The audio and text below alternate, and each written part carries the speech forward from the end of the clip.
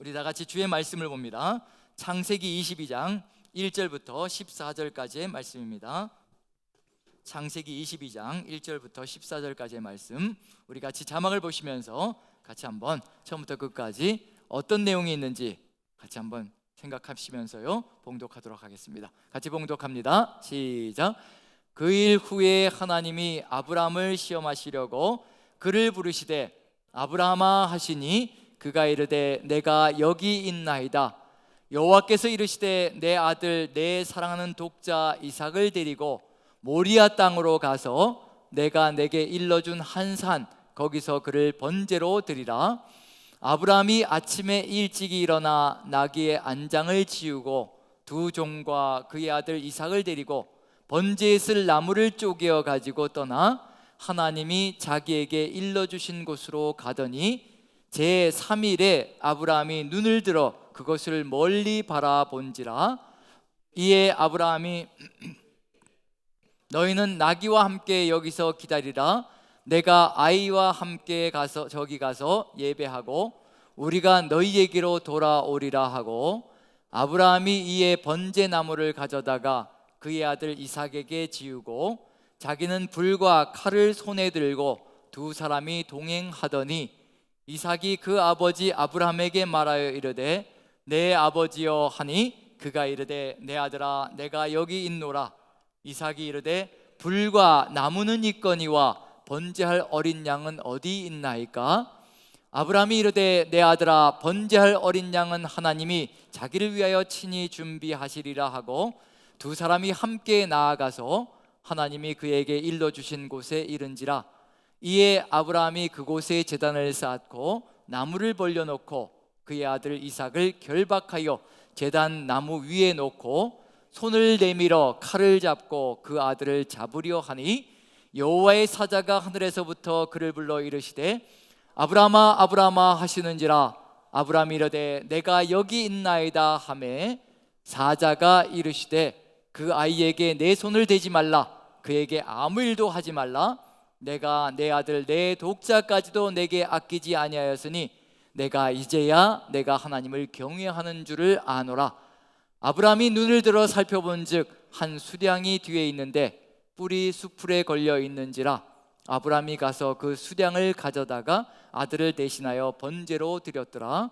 아브라함이 그 땅 이름을 여호와 이레라 하였으므로 오늘날까지 사람들이 이르기를 여호와의 산에서 준비되리라 하더라. 아멘, 아멘. 예, 지금 읽은 내용은 이제 아브라함 이야기의 결론 부분이라고 할 수가 있습니다. 물론 이 사건을 끝으로 아브라함이 죽는 게 아니고요, 또 몇 가지 사건들이 아브라함의 이야기 속에 들어가 있지만, 하지만 아브라함의 이야기 속의 구조를 살펴볼 때 저번 주에 나누었던 것 12장 1절부터 시작했던 것이 아브라함의 신앙 여정의 출발선이었고요, 지금 22장의 이 내용이 아브라함의 신앙 여정의 결론과도 같은 이야기입니다. 그 다음에는 특별한 이야기가 없다는 얘기거든요. 요 두 개를 시작과 끝으로 해서 아브라함의 이야기 전체가 이 안에 구조화되어져 있는 모습을 통해서 우리에게 아브라함의 이야기를 통해서 보여주고자 하는, 들려주고자 하는 메시지가 분명히 들어가 있다는 걸 알 수가 있을 것 같습니다. 그래서 22장의 이 결론 내용이 아브라함의 이야기 속에서 어떤 의미를 가지고 있는 것인가, 그리고 또 이렇게 시작과 시종일관이라고 말씀드렸죠. 시작에서 믿음으로 출발하고 끝에서도 역시 믿음으로 응답하는, 즉 순종으로 시작하고 순종으로 끝을 맺는, 물론 그 가운데 여정 속에서는 흔들림이 있었고 또 실패하는 과정들도 분명히 있습니다. 그건 이제 앞으로 차근차근 또 살펴가야 될 부분입니다. 아브라함이 어떤 실패를 했었고 왜 실패할 수밖에 없었던 상황들이 있었는지, 그런 것들을 통해서 또 우리의 삶을 돌아보면서 그럼에도 불구하고 그 실패로 끈짝나 버리는 것이 아니라, 거기에 머무르는 것이 아니라요, 그 실패를 딛고 일어나는 또 신앙의 새로운 출발들이 있었다는 것, 그것을 우리가 또 배우게 된다면 우리도 때로 좌절하고 때로 실패하고 때로 무너질 수 있지만 그것이 끝이 아닌 것으로, 그리고 새로운 또 시작을 가질 수 있는 것으로 가져갈 수 있을 것이라는 점에서 아브라함의 이야기를 쭉 살펴볼 텐데요, 이 아브라함의 이야기 시종일관에 믿음으로 시작하고 순종으로 시작하고 순종으로 끝을 맺는 이 사건을 통해서 분명히 하나님께서 목적하시는 바가 있을 겁니다. 이런 사람을 기다리고 계시는 중이거든요. 실패로 끝장나버리고 그 실패를 만회하지 못하고 결국은 모든 것이 끝나버리는 그런 인생이 아니라, 이렇게 시종일관의 믿음으로 시작하고 믿음으로 끝을 맺는 이 사람을 통해서 뭔가 이루고자 하시는 것이 있고 하나님께서 소망하시는 것이 있다는 겁니다. 그래서 우리가 그걸 정확하게 알면 우리의 믿음도 역시 이렇게 시작해서 이렇게 결론이 나야 될 것이라 그걸 아마 살펴볼 수 있지 않을까 생각이 듭니다. 그 중요한 이야기는 뭐냐면요, 아브라함은 누구의 뒤를 이어가고 있는 중이냐면요, 아담과 노아의 뒤를 이어가고 있는 중입니다. 아담이 실패한 것이 무엇인지를 깨달으면요, 아브라함을 통해서 이 시종일관의 믿음을 통해서 하나님께서 회복하자 하는 게 분명히 보여질 수 있다는 겁니다. 아담의 이야기를 통해서 분명히 이루어진 게 뭐냐면요, 선악과 사건을 통해서, 즉 불순종을 통해서 모든 것이 다 무너져 내렸습니다. 거기에 덧붙여서 무엇이 파괴되어졌느냐면요, 하나님과 인간의 그 끈끈한 사랑의 관계, 연합의 관계, 그리고 조합의 관계가 산산조각이 났습니다. 결국 하나님께서 기대하시는 건 뭐냐면요, 누가 믿음을 통해서 끝까지 걸어감으로 이렇게 파괴되어진 관계를 회복시켜 놓을 것인가. 지금도 하나님은 그걸 기대하고 계시는 중입니다.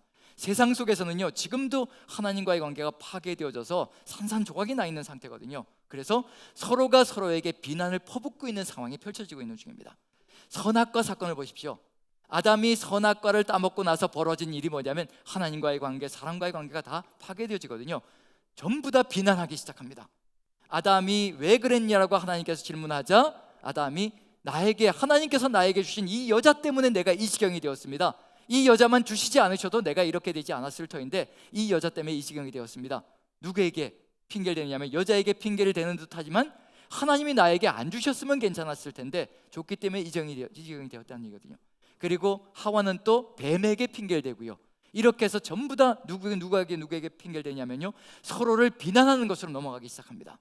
지금 세상 속에서 벌어지는 일이 코로나가 이렇게 창궐하니까요, 서로가 서로에게 핑계를 대고 비난을 대느라고 정신이 없습니다. 전부 다 빠져나가려고 안간힘을 쓰는 거죠. 그리고 상대방이 다 잘못했다라고 비난하는 역사가 펼쳐집니다. 어느 때 벌어졌던 일이냐면요, 이미 창세 전에 벌어졌던 일들입니다. 창세기 때요, 이미 태초에 벌어졌던 일들입니다. 하나님과의 관계가 파괴되고 나니까 전부 다 그냥 핑계 대느라고 비난하느라고 정신이 없습니다. 그게 세상 속에서는 지금도 이루어지고 있거든요. 그럼 무슨 얘기냐면요, 지금도 세상은 바로 하나님과 인간의 관계를 회복시켜 놓길 바라고 사람과 사람과의 관계를 회복시키기를 원하는 그런 사람들을 기다리고 있다는 것을 분명히 느껴볼 수가 있습니다. 아브라함을 기다리고 있으셨던 것, 즉 아브라함이 어떤 사람이 되기를 간절히 소망했는가, 이와 같은 잘못되어진 관계들을 회복시키기를 간절히 소망하는 것. 첫 번째가 뭐냐면 하나님과 인간의 깨어진 이 관계를 누가 순종을 통해서 이루어낼 것인가, 그 사람을 기다리고 있는 중입니다. 그리고 그 사람을 통해서 새 역사를 이루어가기를 간절히 소망하고 계시다는 것, 그게 지금 하나님의 간절한 소망 속에 있는데 이제 아브라함의 이야기의 마지막에 도달해 있습니다. 자, 이 아브라함이 이것을 끝까지 이루어낼 수 있을 것인가, 믿음을 통해서 순종을 통해서 끝까지 이루어낼 수 있을 것인가. 고향과 친척과 아버지의 집은 떠났습니다. 하나님의 그 명령 한마디요, 순종함으로 출발했습니다. 그런데 이제 마지막 관문이 기다리고 있습니다. 마지막 관문은 정말 엄청나게 심각한 것이 기다리고 있다는 것. 이 명령 속에서도 철저히 하나님의 뜻을 받들어서 순종함으로 이루어낼 수 있을 것인가, 그게 지금 아브라함 이야기의 결론의 관건이라는 겁니다.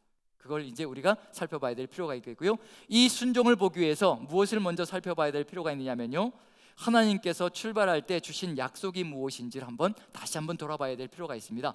아브라함은 그 약속을 가지고 그 약속이 성취되기를 간절히 소망하며 지금 걸어가고 있거든요. 그래서 창세기 12장 1절부터 3절까지 주신 하나님께서 주신 그 약속이 무엇인지 한번 되짚어 보면 이제 아브라함이 22장에서 지금 하나님께서 내리신 이 명령이 얼마나 가혹한 것인지까지도 느껴볼 수 있지 않을까 싶습니다. 자, 이제 저번 주에 기억을 되살려서요, 창세기 12장 1절부터 3절까지면 이제 머릿속에 일주일 동안의 묵상을 통해서 분명히 마음속에, 머릿속에 저는 새겨져 있을 것이라고 생각이 되어집니다. 자, 가정에서도 이제 한번 기억을 해보시면서요, 아브라함에게 주신 약속 크게 세 가지라고 말씀드렸습니다. 첫 번째로는 큰 민족을 이루고 이름을 창대하게 할 것이라. 지금 가정에서도 지금 고민하고 계신 줄로 믿고요. 자, 큰 민족을 이루고 이름을 창대하게 할 것이라. 자, 그게 첫 번째였고요. 그 다음에 두 번째로는 어디를 주신다고요? 땅을 주신다. 약속의 땅을 주신다. 그래서 약속의 땅을 주신다.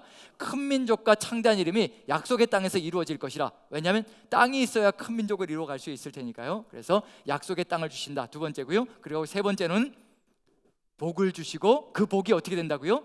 머물러 있는 것이 아니라 그 복이 세상 모든 민족이 너를 통하여 복을 누릴 것이라. 요 세 가지입니다. 요 세 가지. 자, 첫 번째로는 큰 민족과 창대한 이름, 그 다음에 약속의 땅을 주리라.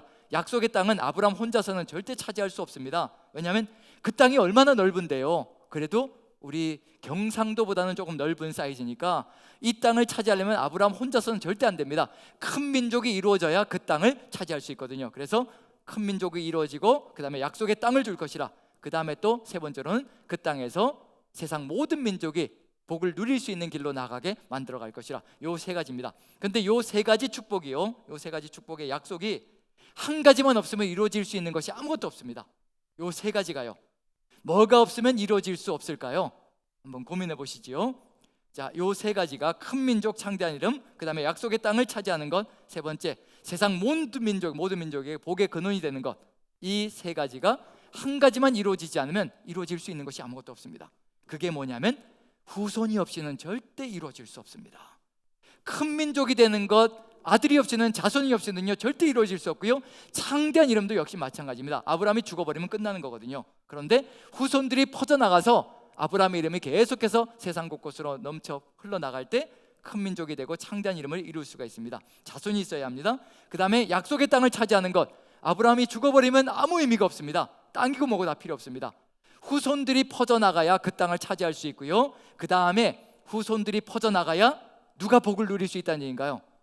세상 모든 민족이 복을 누리는 겁니다. 아브라함의 후손들이 세상 곳곳에서 하나님의 뜻을 받들어 줘야 세상 모든 민족이 복을 누리는 길로 가는 겁니다. 한 가지만 없으면요 아무것도 이루어질 수가 없습니다. 그게 뭐냐면 바로 자손입니다. 특히 자손 중에서도 누구냐면 바로 씨를 번성시켜 나갈 수 있는 아들입니다. 아들이 없이는요 하나님께서 출발선에서 주신 모든 약속들이 물거품이 되어버리는 겁니다. 아무 의미가 없습니다. 아브라함이 죽는 그 순간에 이 약속들도 그냥 사라져버리는 겁니다. 그런 상황 속에서 아브라함이 긴 세월의 그 기다림을 통해서 결국 누가 태어났느냐면요, 이삭이라는 아들이 태어났습니다. 75세 출발을 해서 100세의 이삭이 태어났으니 그 기다림이 무려 25년의 세월입니다. 만약에 우리들도요 지금 기다림의 세월을, 하나님의 약속을 이루어 주시기를 기다리고 계시다면요 아브라함 같이 기다려야 될 필요가 있습니다. 25년 좋게 기다려야 될 필요가 있다는 얘기거든요. 자, 25년째가 되어서 이삭이 태어났고요. 이제 뭘 기대할 수 있냐면요, 하나님께서 주신 약속들이, 이 모든 엄청난 약속들이 이제 이루어질 수 있을 것이라는 기대를 가지고 살아갈 수가 있습니다. 얼마나 희망이 가득 찼겠어요. 이제 이삭이 자라가며 이제 후손들이 큰 민족을 이루어갈 수 있는, 하나님께서 약속해 주셨거든요. 이삭을 통해서 약속의 씨가 될 것이라, 이를 통하여서 너의 후손들이 퍼져나갈 것인데 어느 정도로 퍼져나갈 것이라고 약속해 주시냐면요, 하늘의 별과 같이 바닷가의 모래와 같이 퍼져나갈 것이라. 자, 하늘의 별이 많을까요? 바닷가의 모래가 많을까요? 어느 쪽이 더 많을까요? 하늘의 별이 많을까요? 바닷가의 모래가 많을까요?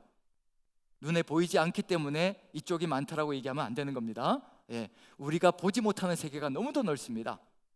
보통 천문학자들이 얘기하기를 뭐라고 얘기하냐면요, 별 하나에 이 모래 하나에 별 집어넣을 수 있다고 얘기하면 모래 하나에 별 10개를 넣을 수 있다고 얘기합니다. 그러면 이 땅의 모래의 숫자보다 별이 몇 배가 더 많다는 얘기예요. 10배 정도는 많다는, 최소한 10배 정도는 많다는 겁니다. 그 정도로 우리가 볼 수 있는 한계는 너무도 막연하다는 얘기가 되는 거죠. 하지만 보지 못하는 세계까지 다 본다면요, 지금 이 땅에 있는 모래의 숫자, 흙의 숫자보다 뭐가 더 많다니, 하늘의 별들이 더 많다는 얘기입니다. 그 하늘의 별과 같이 땅의 모래와 같이 많은 숫자의 후손이 번성할 것이라. 누구를 통해서냐면요, 이 이삭을 통해서 그렇게 될 것이라고 약속해 주셨기 때문에 기대를 가지고 이제 바라보고 있는 중입니다. 그리고 어느 정도의 세월이 흘러가냐면 10수년의 세월이 흘러갔을 겁니다. 그 세월이 흘러가면서 이제 이삭이 무럭무럭 자라는 것을 보며 이제 기대와 희망을 가지고 있고, 이 이삭이 자라면 내가 죽어도 상관없다, 이제 이삭이 자라면 모든 것이 하나님의 약속들이 이루어지며 놀라운 역사가 이루어질 것이라 기대를 가지고 살아가고 있는 중입니다. 자, 이 상황 속이라면요, 어떤 정도 상황이 됐을 것이라고 추측이 되어지냐면요, 이제 더 이상 누구도 필요 없다라고 생각할 수 있는 시간이 됐느냐면요, 이젠 하나님도 더 이상 나타나지 않으셔도 된다, 이삭이 태어나기 전까지는 그렇게도 기도하며 이삭을 주시기를 간절히 소망했는데 이삭이 태어나서 자라면서부터는요, 이제 하나님의 존재에 대해서도 이제 희미해지기 시작하는 그런 사건이 벌어지기 시작할 겁니다. 이게 무엇과도 같은 얘기냐면요, 우리가 우리의 삶 속에 처절하고 절망적일 때는요, 하늘을 향하여 두 손을 높이 들고 눈물을 뿌려가며 하늘을 향해서 기도했습니다. 하나님이 이 상황을 고쳐주시고 개선하여 주시고 바꿔주시어서 제발 하나님의 뜻이 제 삶 속에 이루어져 이 삶을 바꿔주시고 하나님의 은혜 가운데 거하게 도와주십시오, 하나님의 축복이 이루어지는 삶이 되게 도와주십시오 라고 그렇게 간절히 기도했는데, 어느 순간 이 축복이 다 성취되어지고 이루어졌을 때 그때부터는요, 기도하는 입술이 줄어들기 시작합니다. 이미 내 삶이 축복의 삶이 되었고요, 내 삶이 안정 가운데 들어가기 시작했고요, 이제 지금부터는 어떤 마음이 들기 시작하느냐면요, 생활이 안정되어지고 모든 것이 평탄하게 걸어가기 시작하니까 하나님이 나타나시는 것조차 버거워지는 시간이 시작되고 있다는 겁니다. 혹시 나에게 이 한정의 틀을 깨라고 말씀하시면 어떡하나, 나에게 나타나셔서 혹시 하나님께서 어려운 부탁을 하시면 어떡하나, 그런 것들이 두려워지기 시작하는 그런 시간이 만들어지기 시작한다는 겁니다. 역시 아브라함에게도요, 이삭이 자라가기 시작하면서요, 이제 하나님도 필요 없는 그런 마음이 들기 시작할 수 있다는 얘기입니다. 그런데 하나님이 그걸 모르실 리가 없는 거지요. 그때 아브라함에게 나타나서 이렇게 말씀해 주시는 겁니다. 창세기 22장 1, 2절 같이 한번 읽어보죠. 1, 2절 같이 읽습니다. 같이 한번 시작. 그 일 후에 하나님이 아브라함을 시험하시려고 그를 부르시되 아브라함아 하시니 그가 이르되 내가 여기 있나이다. 여호와께서 이르시되 내 아들 내 사랑하는 독자 이삭을 데리고 모리아 땅으로 가서 내가 내게 일러준 한 산 거기서 그를 번제로 드리라. 청천벽력 같은 소리가 울려 퍼집니다. 그 일 후에라고 되어져 있는데, 저는 이 그 일 후에가 창세기 21장인데요 창세기 21장은 어떤 내용이냐면요, 이삭이 태어나는 사건이 시작부터 들어가 있고요, 그 다음에 태어나서 무럭무럭 자라고 젖을 뗄 때 잔치가 벌어지는 사건이 펼쳐지고 있습니다. 거기에 덧붙여서 이제 22장으로 넘어오면 이제 성인이 되어지는, 이제 이삭이 이제 청소년이 되고 성인이 되어지는 사건까지 오는 겁니다. 자, 그 일 후에라고 얘기하는 걸 보니까 이삭이 태어나서 무럭무럭 자라고 있는 상황을 펼쳐 보이고 있는 것이 바로 그 일이라고 얘기할 수 있거든요. 그 일 후에라는 것은 뭐냐면 이제 이삭이 이렇게 무럭무럭 자라고 있는 상황, 아브라함이 기대를 가지고 희망을 가지고 이제 하나님의 약속이 이루어질 것을 기대하며 걸어갈 수 있는 그 상황이 펼쳐지고 있는 삶의 정황 속에서 이젠 이삭만 있으면 된다라고 생각하는 그 삶의 정황, 나에게 주어진 이 안정의 틀만 평생을 지키면 된다라고 생각하고 있는 그 순간에 하나님께서 나타나셔서 명령을 내리시는 겁니다. 시험하러 오신다는 얘기거든요. 시험이라는 건 무슨 얘기냐면요, 점검하기 위한 의도를 가지고 있으시다는 겁니다. 이 점검이 이루어져야 그 다음 단계로 나아갈 수 있는 길이 열린다는 얘기거든요. 우리 아이들도 학교에서 시험을 봅니다.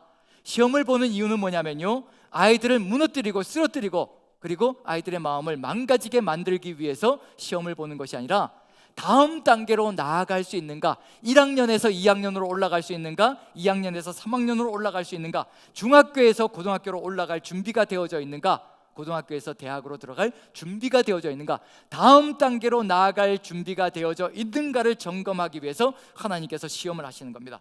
절대 죽이려고 그러시는 게 아니거든요. 그래서 하나님의 시험이 다가올 때 기대해야 될 것은 뭐냐면요, 나를 위해서 준비하신 것이 무엇일까? 이것을 통과하면 나에게 주실 것이 무엇인가? 그걸 기대해야 될 필요가 있습니다. 아브라함도 역시 마찬가지라는 얘기거든요.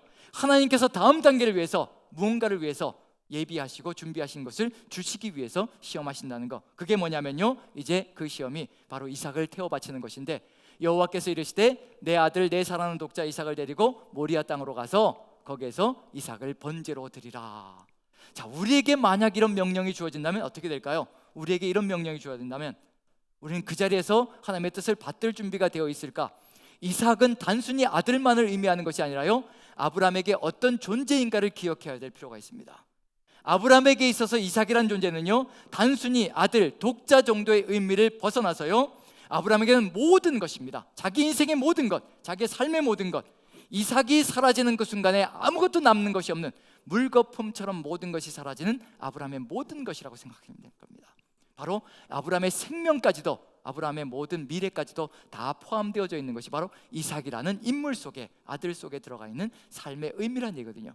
그 이삭을 태워 바치라고 하는 겁니다. 그럼 너의 모든 것을 어떻게 하라는 얘기냐면요, 너의 모든 것을 나에게 다 달라라고 하는 하나님의 명령과도 같은 이야기입니다. 흡사 신약성경 속에서요, 부자 청년에게 예수님께서 말씀하셨던 것, 이제 너에게 한 가지 부족한 것이 있는데 마지막으로 해야 될 게 한 가지라는 겁니다. 마지막으로. 지금까지 하나님의 말씀을 잘 지켰습니다. 십계명을 내 삶으로 삼아서 잘 지켰습니다. 잘했다. 예수님께서 기뻐하시고 이뻐하시는 거죠. 이제 마지막으로 한 가지밖에 남은 것이 없는데, 네가 가진 모든 것을 다 팔아서 가난한 자들에게 나눠주고 너는 나만 따르면 된다라고 명령하시는 겁니다. 마지막에 해야 될 게 한 가지가 있다는 얘기거든요. 누구를 붙드는 거냐면요, 나의 모든 것을 다 바쳐서 바로 예수 그리스도를 붙드는 것이 바로 그 부자 청년에게 주어져 있는 사명이라는 겁니다. 지금 아브라함에게도 역시 마찬가지라는 겁니다. 정말 이 모든 것들을 하나님과 함께 바꿀 수 있는 믿음의 사람이 되어 있는가 아닌가, 그걸 보시고 싶으신 겁니다. 아브라함에게 이삭은 모든 것이라는 얘기거든요. 그런 점에서 태워 바치는 이 길, 이제 모리아 땅으로 가서 이제 이삭을 번제로 드리라 라고 명령할 때 우리는 그것을 이루어낼 수 있을 것인가? 아브라함이 그 명령을 받고 이제 해야 될 삶의 길이 있다는 겁니다. 우리가 여기에서 한번 살펴봐야 될 게 뭐냐면요, 그 다음 절을 읽어보면 뭐라고 되어 있냐면요, 아브라함이 그 다음날 아침에 일찍이 일어났다라고 되어 있습니다. 왜 이런 표현이 들어가 있을까? 아침에 일찍 일어났다고 되어 있습니다. 밤잠을 설쳤기 때문에 그럴까? 도저히 이걸 어떻게 이뤄낼까라는 그런 두려움과 공포 가운데, 내가 할 수 있을까 말까라는 그런 아버지 고민 가운데, 아버지 앞에서 고민 가운데 밤잠을 설쳤기 때문에, 잠을 못 잤기 때문에 아침에 일찍 일어난 건가? 저는 절대로 그렇게 생각하지 않습니다. 만약에 그렇게 고민했던 사람이고 어떻게 할까라고 갈등했던 사람이라면요, 그 다음날 아침에 일어나서 딴짓을 하고 있을 겁니다. 미적거리고 있을 겁니다. 그런데 아침에 일찍 일어나자마자요, 이제 모든 것을 준비하기 시작합니다. 종들을 준비시키고 나귀를 준비하고, 그리고 뭐도 하냐면요, 장작도 패서 준비합니다. 하나하나 차근차근 준비하고 있다는 얘기거든요. 그게 뭐냐면 하나님의 명령을 철저하게 따를 준비를 하면서 아침에 일찍 일어나서부터 시작하고 있다는 것을 보여주고 있는 중입니다. 이게 도대체 어디에서 나온 것인가? 분명히 아브라함은 무슨 얘기를 할 수 있느냐면요, 하나님을 향해서 이런저런 핑계를 댈 수도 있을 겁니다. 가장 큰 핑계가 뭐냐면요, 하나님 저에게 약속해 주시지 않으셨습니까? 이런 약속을 해주셨습니다. 이삭이 약속의 씨라고 말씀해 주셨고, 이 약속의 씨를 통해서 하늘의 별과 같고 바닷가의 모래와 같은 후손들이 퍼져나갈 것이라고 이미 저에게 약속해 주시지 않으셨습니까? 그런데 이 아이를 태워 바치러 가면 어떻게 그 약속들이 이루어질 수 있겠습니까? 라고 하나님을 향하여 호소하고 항변하고, 하나님 도대체 무슨 생각으로 이러시는 겁니까? 이게 이루어질 수도 없을 터인데, 이렇게 하나님을 향하여 호소하면서 분명히 비판하고 비난할 수도 있을 터인데, 하지만 그런 질문 한 가지가 없다라고 얘기합니다. 아침에 일찍 일어났다고 되어 있다는 게 뭐냐면요, 누구의 뜻을 철저하게 믿고 있다는 얘기냐면요, 하나님께서 왜 이렇게 하시는지 비록 의문이 가고 자신에게 주신 약속들까지도 하나도 이루어질 수 있는 것이 없다는 것을 깨달아 가면서도 뭘 하냐면요, 누가 말씀하셨기 때문에 거기에 토를 달지 않냐면요, 하나님께서 말씀하셨기 때문에 토를 달지 않고 그 명령을 따라서 이루어가고 있다는 얘기입니다. 여기에서 분명한 건 뭐냐면요, 아브라함이 하나님을 깨달아 있고 알고 있고 그리고 느끼고 있다는 것을 분명히 볼 수가 있습니다. 그 전까지 수십 년의 세월 동안 하나님과 함께 생활해 오며 하나님과 교제하며 하나님이 누구이신가를, 어떤 분이신가를 분명히 알았다는 것을 느껴볼 수가 있습니다. 그렇기 때문에 질문하지 않고 하나님의 뜻을 받든다는 얘기거든요. 우리에게도 바로 이와 같은 하나님과의 만남과 교제가 반드시 필요합니다. 정말 내가 이해할 수 없는 그런 하나님의 명령이 주어지고 내가 도저히 따를 수 없는 명령이 하나님께로부터 주어졌을 때 하나님께서 분명히 뜻이 있을 것이라 믿고 그 하나님의 뜻을 받들어서 걸어갈 수 있는 그 믿음, 그것이 바로 우리에게도 필요하고 아브라함에게도 필요한 삶의 정황이라는 얘기입니다. 아브라함이 한마디의 질문도 하지 않고요, 아침에 일찍 일어나서 정말 나귀를 준비시키고 사환들을 준비시키고 그리고 이삭을 준비시키고 그 다음에 불과 칼을 준비하고 그 다음에 뭐도 팼다라고 되어 있냐면 장작을 팼다라고 되어 있습니다. 장작도 손수 준비해서요 준비시키고 있는 중입니다. 자기 아들을 태울 장작을 스스로의 손으로 준비하고 있다는 것, 이건 누구를 믿기 때문이라는 얘기냐면요, 하나님을 믿기 때문에 분명히 이루어지고 있는 일이라고 볼 수가 있을 겁니다. 이게 바로 아브라함의 마지막 부분의 결론 부분에서의 아브라함의 믿음인 겁니다. 자, 그리고 이렇게 다 준비시킨 다음에요, 이제 하나님께서 예비하신, 하나님께서 말씀하신 산으로 가고 있는 중입니다. 며칠 거리일까요? 그 산까지의 거리가요, 며칠 뒤에 도착했다고 얘기하고 있나요? 3일이라고 되어 있습니다. 3일. 참 우리 하나님이 철저하시고 짓궂으신 게 뭐냐면요, 잔혹하기도 한 겁니다. 우리를 시험하실 때는요, 우리 속에 있는 모든 것을 끄집어내야 직성이 풀리는 분이시거든요. 아주 철저하게 시험하십니다. 바로 하나님을 만난 그 자리 그 순간에 하나님께서 명령하시면 하나님을 보았으니까 뜨거운 열정을 가지고 못할 것이 없거든요. 우리도 가끔 기도원 가서 기도할 때 보면 기도원에서 기도하다가 하나님의 음성을 듣고 하나님의 말씀을 듣고 하나님의 현현을 만나게 되면요, 그 뜨거움은 이루다 말할 수가 없습니다. 그 자리에서는 정말 못할 것이 없습니다. 하나님, 제가 제 자식 둘인데 하나님께 바치겠고요, 그 다음에 제가 이런 재산이 있는데 이것도 하나님께 다 올려드리겠습니다 라고 정말 그 뜨거운 마음으로 하나님께 모든 것을 다 드리겠다라고 서약을 하고 소원을 합니다. 자식도 둘도 그냥 하나님 신학을 시켜서 그냥 목회자를 세워가지고 다 하나님께 드리겠습니다, 이런 소원을 하지요. 누구를 만났을 때냐면요, 하나님을 만났을 때 이런 열정과 뜨거움이 솟구쳐 올라옵니다. 그런데 우리 하나님은 그 순간에 우리가 한 얘기들을 다 믿진 않습니다. 이제 서서히 어떤 일이 벌어지나요? 기도원에서 3일쯤 뒤에 이제 내려오는 거죠. 내려오면서 어떤 마음이 들기 시작하나요?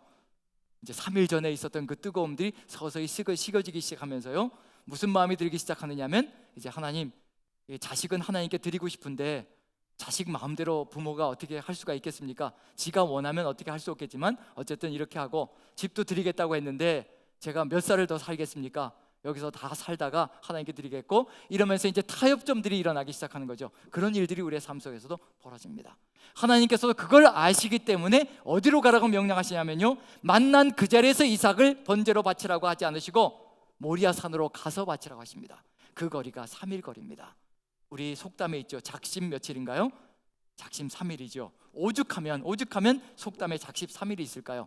하나님도 그걸 아신다는 얘기거든요. 인간의 속성이라는 것이, 결심하고 결단한 것이 3일을 못 넘어간다는 것은 우리 하나님도 능히 아시는 분이십니다. 그래서 어디까지 걸어가게 만드시냐면요, 모리아산까지 걸어가게 만드시고 사흘길을 걸어가게 만드시는 겁니다. 작심 3일인지 아닌지 보시자는 얘기거든요. 우리 그리스도인들은요, 하나님의 사람들은 뭘 바꾸는 사람들이냐면요, 세상이 만들어 놓은 속담까지 바꿔나가는 것이 바로 우리 그리스도인들의 사명이라는 겁니다. 우리 그리스도인들은 절대로 작심 3일이 아니라 하나님께서 말씀하시면 작심 평생이 되어서요, 그 뜻을 올바로 이루어 나가는 것이 우리의 사명이 되어야 될 것이라는 것, 그게 지금 아브라함을 통해서 하나님께서 찾고 계시고 구하고 계시는 믿음의 길이고 순종의 모습이라는 겁니다.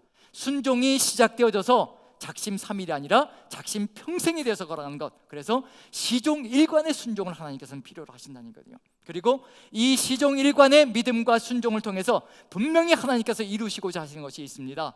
그것을 우리가 깨닫는다면요, 우리의 순종이 얼마나 중요한 것인지 하나님도 아시고 우리도 아는 그런 역사가 펼쳐질 겁니다. 자, 사흘길을 걷게 하십니다.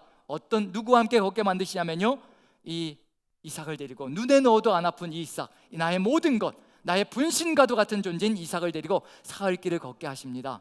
걷다 보면 또 뭐도 해야 되냐면요, 밤이 되면 뭘 해야 될까요? 밤이 되면 잠을 자야 되겠죠. 그럼 누굴 옆에 두고 자야 될까요? 이삭을, 이제 그 눈에 넣어도 안 아픈 자식을 옆에 두고 잠을 잡니다. 달빛에 비친 이삭의 모습을 보면서 어떤 느낌이었을까? 지금 내가 가고 있는 길이 정말 올바른 길일까? 정말 내가 제대로 말씀을 듣고 가고 있는 중일까? 아들의 얼굴을 보고 하늘 한번 쳐다보고 그렇게 고민하고 고뇌하는 그 시간들이 3일을 거쳐가는 겁니다. 공교롭게도 제가 저번 주죠, 이제 월화였습니다. 월화, 아들을 군대로 입대시키는 날이었습니다. 그래서 아들을 군대로 입대시키면서 아브라함의 심정이 그대로 절절하게 느껴졌습니다. 월요일 날 이제 증평으로 갔어요. 증평에서 입대를 했는데 증평으로 가서 하룻밤 같이 자는 거예요. 그동안은 각 방에서 잤죠. 아들 방 있고 제 방, 저희 방 있고 있으니까 각 방에서 잤죠. 그날 밤만큼은요, 같이 나란히, 아내와 저와 아들이 나란히 누워서 바로 다닥다닥 붙어가지고요, 코로나고 뭐고 다 필요 없더라고요. 다닥다닥 붙어가지고 잤는데 제 옆에 아들이 누워 있었습니다. 근데 밤에 자는데요, 이 아들 얼굴 보는데 너무 가슴이 미어지는 거예요. 다음 날이면 가야 되는데 아들이 말이 없습니다. 그 전까지 말하던 아이가 말이 없습니다. 먹고 싶은 건 우리가 다 사줄 테니까 먹고 싶은 건 뭐든지 다 얘기해라. 먹고 싶은 것이 없답니다. 그 소리 들으면서 가슴이 미어지는 거예요. 밤에 자는데 정말 그 달빛은 아니지만 그래도 그 창으로 들어오는 그 빛을 통해서 이렇게 얼굴을 보는데 그렇게 측은해 보이고 그렇게 안타까워 보이는 거예요. 이게 부모의 심정이라는 얘기거든요. 그런데 중요한 건 뭐냐면요, 저는 이 아들을 보내면서 1년 6개월이면 돌아옵니다. 그리고 그 1년 6개월의 여정 속에서도요, 간간히 휴가를 나오게 되어 있거든요. 그럼 휴가 나면 또 얼굴을 볼 수가 있고, 인터넷으로 충분히 또 같이 볼 수가 있고요, 그리고 또 전화로 소통도 할 수가 있습니다. 그런데도 불구하고 마음이 미어지고요, 그렇게 측은할 수가 없고 그렇게 안타까울 수가 없었습니다. 아브라함의 심정은 어땠을까 한번 생각해 보십시오. 그 아들을 이제 태워 바쳐야 되는 거거든요. 태워서 사라지게 만들어야 되는 겁니다. 하나님께 다 올려버려야 되는 겁니다. 아무것도 남는 것이 없습니다. 1년 6개월 만에 돌아온다는 보장도 없는 것이 바로 이삭을 데리고 가고 있는 길이거든요. 그 사흘 길을 하나님께서 같이 잠을 자게 만드는 겁니다. 얼마나 잔혹스럽게 시험하고 있는지 한번 생각해 보십시오. 이 아들을 바치러 가는 그 아브라함의 심정. 그런데 아브라함이 사흘 뒤에 모리아산에 도착했다라고 되어 있습니다. 사흘을 극복했다는 것, 이 하나가요, 아브라함이 얼마나 대단한 믿음을 가지고 있는 것인가, 하나님을 향한 신뢰를 가지고 있는 것인가, 그게 보여지는 사건입니다. 저는 사흘길을 절대 견딜 수 없을 겁니다. 만약에 이 아들 군대 보내는 거 3번을 하라 그러면요, 그 자리에서 아마 포기할 수도 있습니다. 정말 말 그대로 캐나다로 캐나다 국적을 가지고 있거든요. 이중 국적을 가지고 있습니다. 그냥 보내버리고 너 40이 넘을 때까지 오지 마라, 이런 얘기를 할 수도 있습니다. 부모로서요. 자, 그런 마음인데 아브라함의 심정이 어땠을 것인가? 3일 길을 걸어가면서 밤에 부둥켜 안고 잠을 자면서 그 3일의 여정을 견뎌내고 하나님의 뜻을 무너뜨리지 않았다는 것, 이것이 얼마나 대단한 믿음인가, 대단한 신뢰인가, 하나님을 향한 마음인가를 한번 생각해 봐야 될 필요가 있습니다. 우리는 절대로 정말 죽었다 깨나도요, 그게 쉽지 않을 것이라는 걸 분명히 압니다. 사흘 길을 거쳐서 작십 3일의 그 여정을 끝내고요, 하나님 앞에 든든히 서서 모리아산까지 도착했다는 것만으로도 아브라함이 얼마나 하나님을 신뢰하고 있는가를 분명히 알 수가 있습니다. 하나님께서 뜻하신 바가 있을 것이라, 태워야 될까 말아야 될까 고민하다가도요, 하나님의 뜻을 받들면서 지금까지 40여 년의 신앙 여정 속에서 단 한 번도 우리 하나님 나를 속이신 적이 없고 나에게 거짓말하신 적이 없으며 나를 기만한 적이 없은 그 하나님, 그 전능하신 하나님을 만났기 때문에 그 하나님을 믿고 출발했고, 그 하나님을 믿고 3일 여정을 극복하며 걸어가고 있는 중입니다. 이제 모리아산에 도착해서요, 이제 아브라함과 이삭만의 등반이 시작됩니다. 사환들과 나귀는 산 밑에 놔두고요, 이제 아브라함과 이삭이 등반합니다. 등반하면서 이삭이 나무짐, 자기를 태울 나무짐을 지고요, 그리고 아브라함이 불과 칼을 들고 올라갑니다. 그런데 하나님께서 정말 잔혹하게 시험하시는 겁니다. 그 마지막 순간에, 산을 올라가는 그 마지막 순간에 하나님께서 가슴을, 아브라함의 심장을 도려내는 질문을 하시는 겁니다.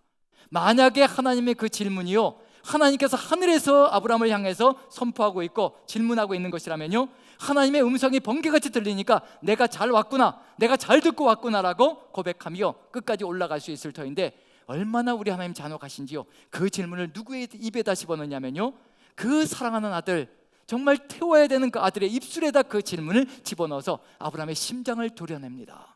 어떤 질문을 이삭이 하느냐면, 올라가면서요, 아버지, 아버지, 아들아 내가 여기 있다. 아버지, 아버지, 불과 칼은 있는데 번제에 쓸 양이 없습니다.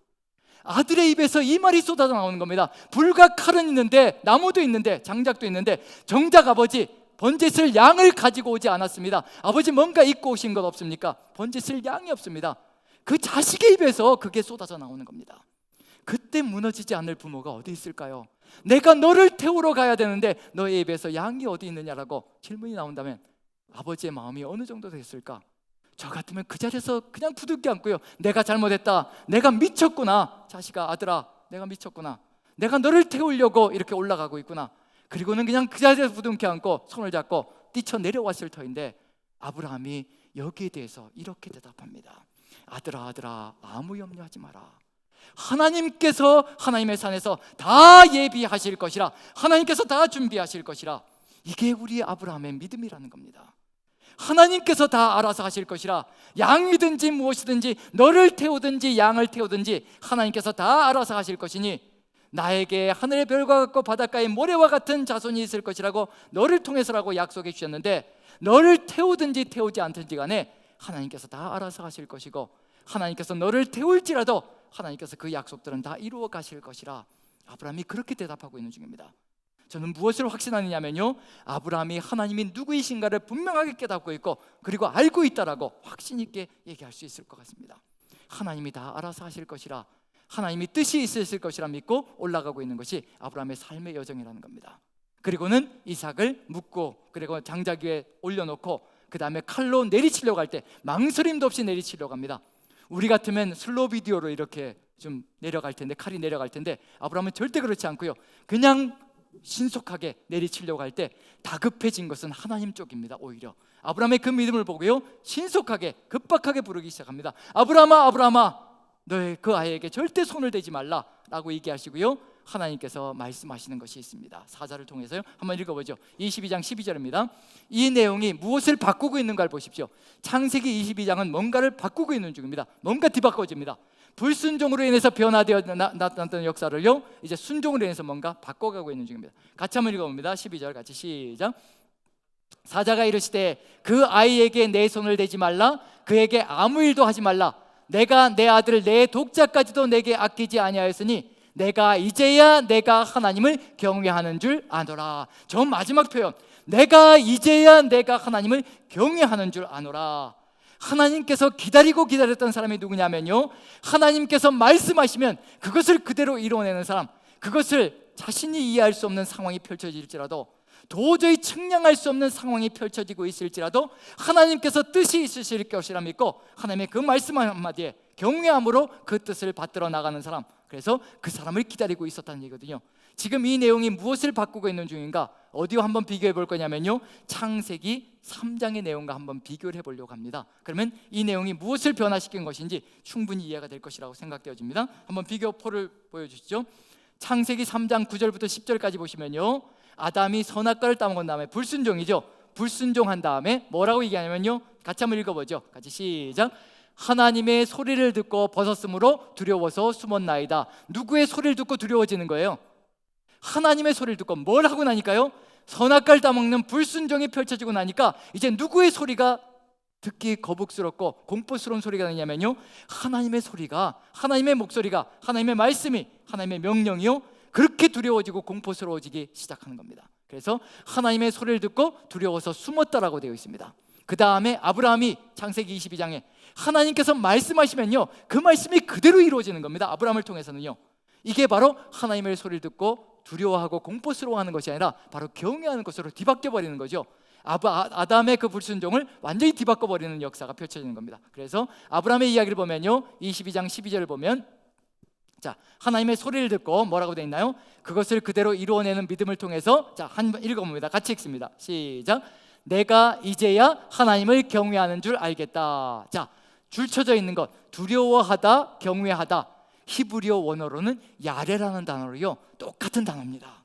똑같은 단어를 가지고 하나님의 소리를 공포스러워할 것이냐 경외할 것이냐, 그걸로 분간 바꿔버리는 겁니다. 지금 아담은 하나님의 소리를 듣고 두려워하고 공포스러워하는 것으로 넘어갔다면요, 아브라함은 하나님의 소리를 경외하는 것으로 나아갔다는 것. 자, 누구와의 관계가 회복되어지는 역사가 펼쳐지는 걸까요? 하나님과의 관계가 회복되어지는 역사가 펼쳐지는 겁니다.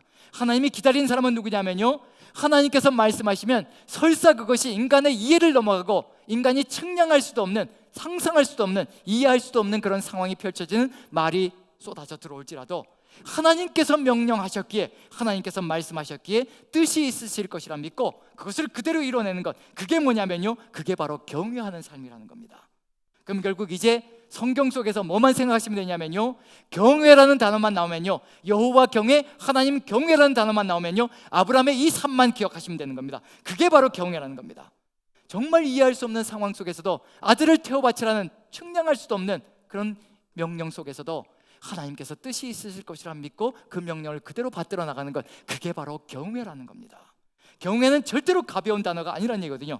그래서 우리가 만약에 경외하지 않는다면요, 우린 두려움과 공포로 넘어가게 되어 있습니다. 불순종으로 나아가면 두려움과 공포가 될 것이로되, 하지만 순종으로 나아간다면 하나님을 경외하는 삶으로 하나님께 승리의 역사가 펼쳐지는 그런 일이 벌어질 것이라는 것을 분명히 알 수가 있을 겁니다. 그리고 나서 이제 하나님께서 예배해 주신 것이 분명히 드러납니다. 한번 읽어보죠. 창세기 12장 22장 13절부터 한번 읽어봅니다. 같이 읽습니다. 시작.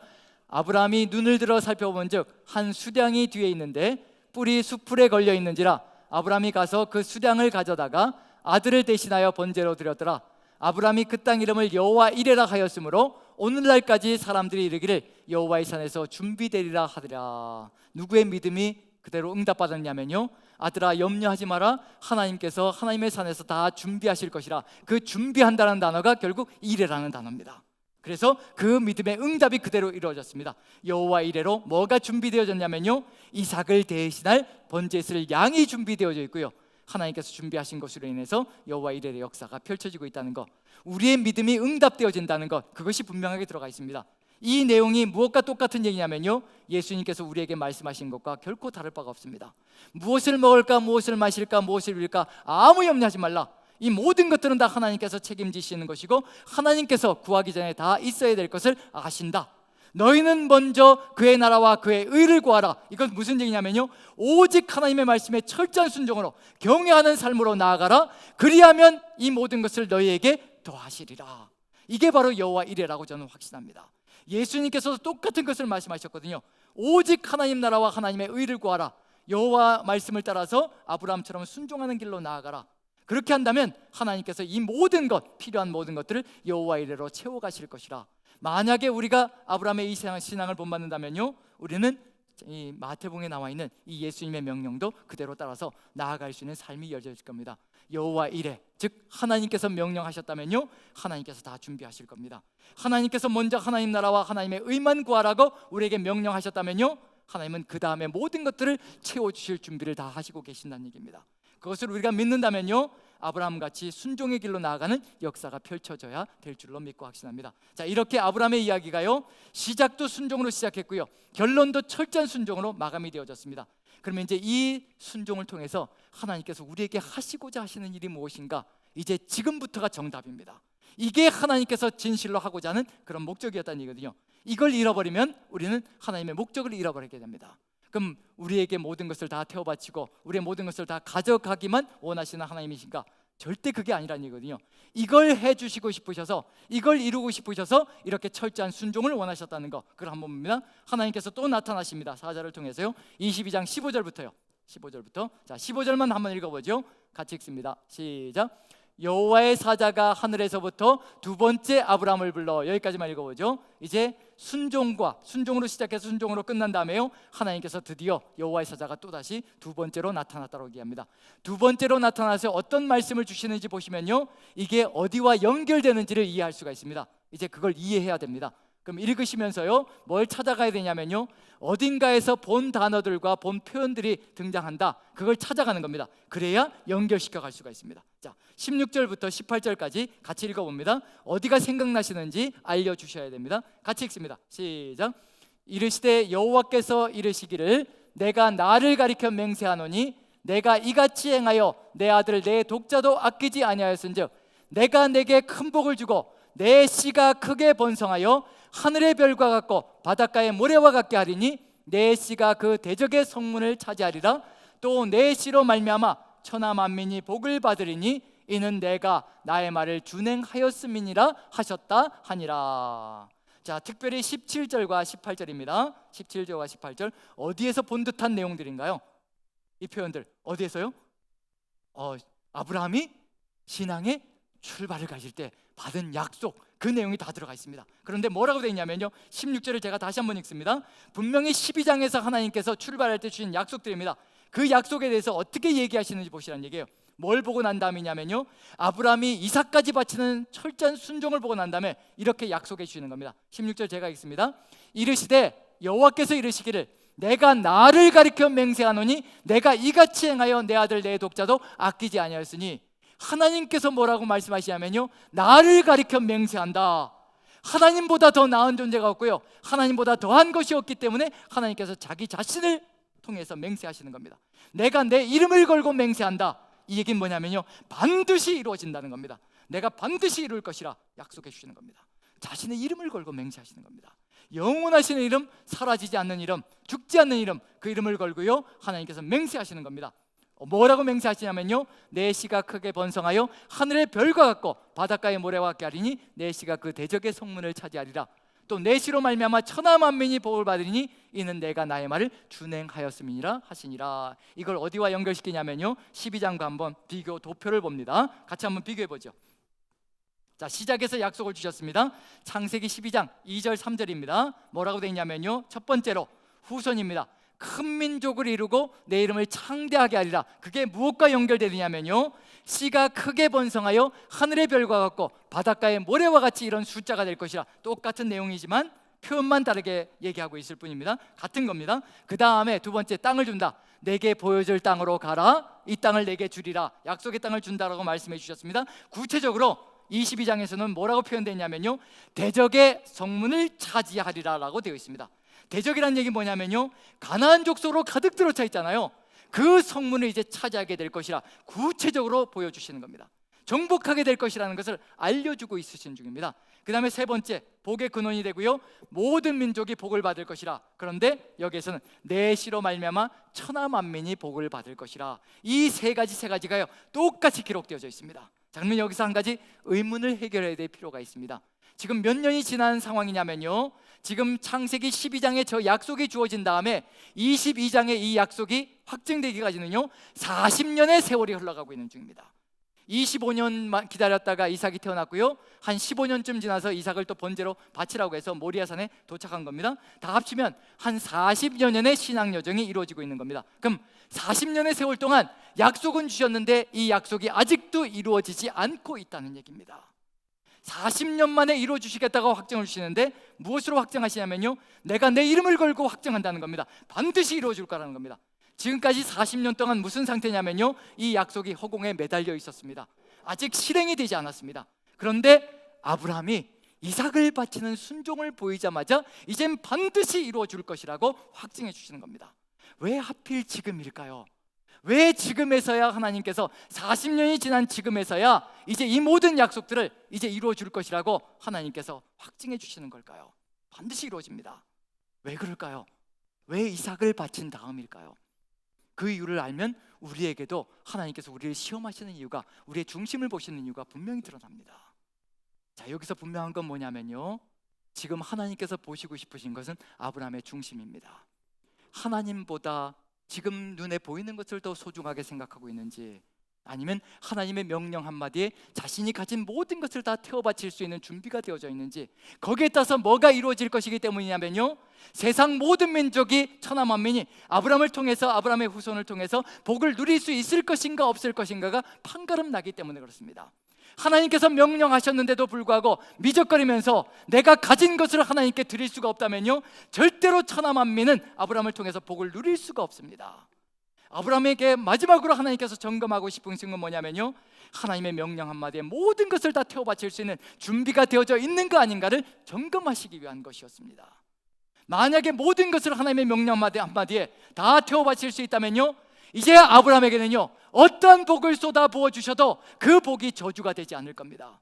어떠한 복을 주셔도요, 하나님께서 명령하시면 언제든지 그 복을 하나님의 말씀 따라서 옮길 준비가 되어진 사람이 되어 있을 것입니다. 하나님은 그걸 확인하고 싶으신 겁니다. 복을 주시고 싶으신데 중심이 확인 안 되면요 절대로 주실 수가 없습니다. 주어도 그것은 복이 아니라 저주가 될 것이거든요. 로또가 수백억이 당첨되는 것이요 절대로 복이 아니거든요. 그게 저주가 될 수 있다는 겁니다. 로또 당첨금의 수백억을 다룰 준비가 되어져 있지 않는데, 그런 신앙도 믿음도 준비가 되어져 있지 않은데 그것이 쏟아져 들어오면요 모든 것이 다 파괴되어지는 안타까운 역사가 펼쳐집니다. 하지만 준비가 되어진 사람에게는요 로또가 당첨되어져 아무 해가 될 것이 없습니다. 왜냐하면 그걸 다 하나님께 드릴 준비가 되어져 있기 때문에 그렇다는 얘기거든요. 불로소득이기 때문에 또 불로소득처럼 가난한 사람들에게 다 나눠줄 준비가 되어져 있기 때문에 아무 해가 될 것이 없다는 얘기거든요. 그런 점에서 지금 하나님께서 기대하시고 바라보시며 아브라함을 끝까지 시험하신 이유는 뭐냐면요, 아브라함이 어떤 준비가 되어져 있는가 그것을 보시고, 준비가 되어져 있을 때는 약속하신 모든 것을 한꺼번에 쏟아 부어줄 준비를 하시고 계셨기 때문에 하나님께서 아브라함의 중심을 보시기를 원하셨다는 겁니다. 지금 우리에게도 아브라함의 이야기를 통해서 우리가 가져가야 될 삶의 길은 무엇이냐면요, 우리는 중심만 준비하면 되는 겁니다. 하나님을 향한 철저한 순종의 믿음만, 하나님을 경외하는 이 믿음만 가져가면요 축복은 저절로 하나님께서 쏟아 부어주시게 되어 있습니다. 이 모든 것을 더하시리라고 말씀해 주셨던 것, 우리가 하나님 나라와 하나님의 의만 구하는 삶을 철저하게 경외함으로 가져간다면요 하나님은 언제든지 우리에게 쏟아부어질 준비를, 축복을 쏟아부을 준비를 하시고 계시다는 것, 그것을 마음에 새기시고 하나님과 함께 동행하시며 하나님 앞에 늘 끊임없이 우리의 중심을 내어 보여드리고 그 중심이 흔들림이 없다는 것을 하나님께서 확인하실 수 있도록 우리가 믿음을 가지고 걸어가는 그런 삶의 길들을 통하여서 승리하는 여러분들 되시기를 간절히 축원드리고요, 하나님께서 우리의 순종을 통하여서 이와 같이 세상 모든 민족들이 복을 누리는 그런 삶을 살아가게 만들어가는 그런 역사가 있기를 간절히 축원드립니다. 기도하겠습니다.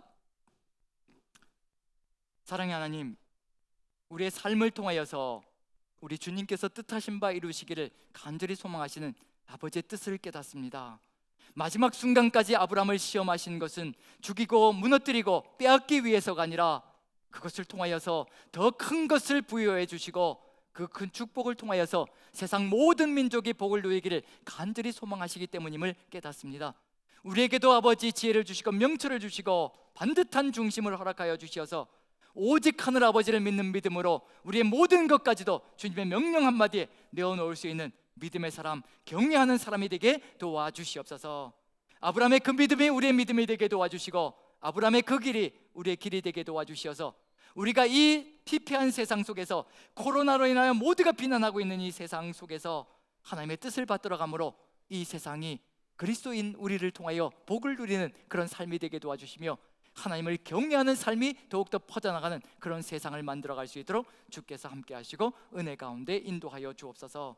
우리에게 이런 결단과 이런 믿음으로 나아갈 수 있도록 우리의 자녀들까지도 세워가실 줄로 믿고 우리 구주 예수 그리스도 존귀하시는 받들어 감사하며 기도합나이다.